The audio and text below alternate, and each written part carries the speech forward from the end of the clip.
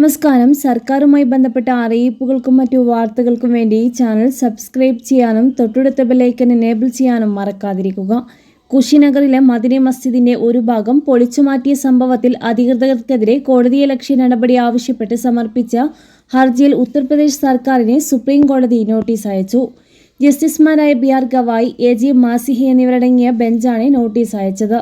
2024 November 13 വിധിന്യായത്തിൽ supreme കോടതി നിർദ്ദേശിച്ചതുപോലെ ആവശ്യമായ notice നൽകാതെയാണ് പള്ളി പൊളിച്ചതെന്ന് ആരോപിച്ചാണ് ഹർജി സമർപ്പിച്ചത്. ഇനിയൊരു ഉത്തരവ് ഉണ്ടാകുന്നതുവരെ സ്ഥലത്ത് കൂടുതൽ പൊളിക്കൽ നടപടികൾ നടത്തരുതെന്ന് കോടതി ഉത്തരവിട്ടിരുന്നു. ഹർജിക്കാരുടെ ഉടമസ്ഥതയിലുള്ള സ്വകാര്യ ഭൂമിയിലാണ് പള്ളി നിർമ്മിച്ചതെന്ന് വാദമുണ്ട്. 1999 മുനിസിപ്പൽ അധികൃതരുടെ അനുമതിയോടെയായിരുന്നു ഇതിന്റെ നിർമ്മാണം.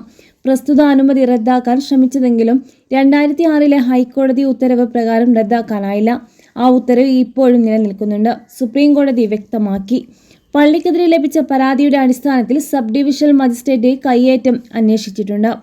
STM പരിശോധന നടത്തുകയും 2024 ഡിസംബർ 22 പത്രക്കുറിപ്പ് പുറത്തിറക്കുകയും ചെയ്തു. പരിശോധനയിൽ നിർമ്മാണം അനുമതി നൽകിയതിന് അനുസൃതമായി കണ്ടെത്തി. അനുമതിയില്ലാതെ നിർമ്മിച്ച ഷെഡ് ഹർജിക്കാരൻ തന്നെ നീക്കം ചെയ്തതായും സുപ്രീം കോടതി ഉത്തരവിൽ പറയുന്നു. പള്ളിയുടെ ഭാഗം പൊളിച്ച നടപടി സുപ്രീം കോടതി പുറപ്പെടുവിച്ച നിർദ്ദേശങ്ങളോടുള്ള കടുത്ത അവഹേളനമാണെന്ന് ഹർജിക്കാരുടെ വാദം. അതിനാൽ തന്നെ ഇതിന്റെ ഉത്തരവാദികൾക്കെതിരെ കോടതിയലക്ഷ്യ നടപടികൾ ആരംഭിക്കാതിരിക്കാൻ നോട്ടീസ് നൽകണം. 2 ആഴ്ചക്കുള്ളിൽ മറുപടി നൽകുകയും വേണം.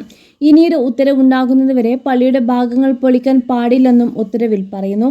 പൊളിച്ചുമാറ്റിയ പള്ളിയുമായി ബന്ധപ്പെട്ട് ഇതുവരെ ഒരു നോട്ടീസ് നൽകിയിട്ടില്ലെന്ന് ഹർജിക്കാർക്ക് വേണ്ടി ഹാജരായ മുതിർന്ന അഭിഭാഷകൻ ഹുസൈഫ അഹമ്മദി വാദിച്ചു. അതിനാൽ ഇത് നവംബർ 13 കോടതിയെ വിധിയോടുള്ള അങ്ങേയറ്റുള്ള അവഹേളനമാണെന്നും അദ്ദേഹം വ്യക്തമാക്കി.